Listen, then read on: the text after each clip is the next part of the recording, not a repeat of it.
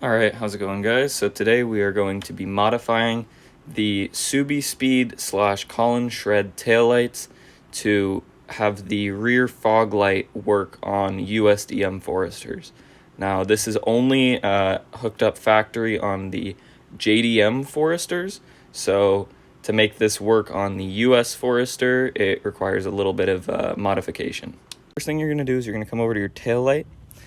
And now you want to check for the brown wire without the yellow stripe. So that would be this one, and that is indicating that it goes to your brake lights. Now I'm wiring mine to my brake lights, but you can wire them to whatever lights you want.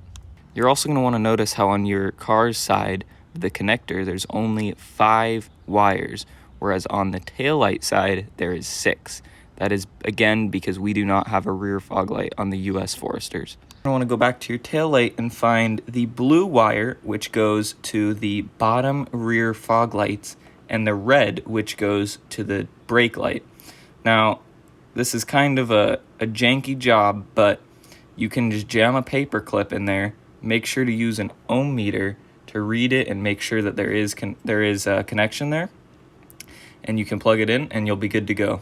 Now, this obviously isn't the most perfect and pretty way to do it. However, this is cheap, easy, and works great.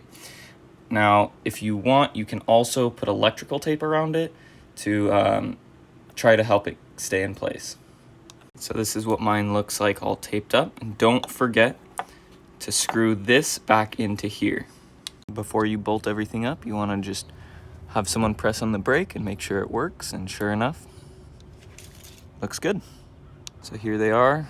Tail lights are all wired up. And these are wired to my brake lights. Again, you can wire them to your tail lights or your turn signals or whatever you want.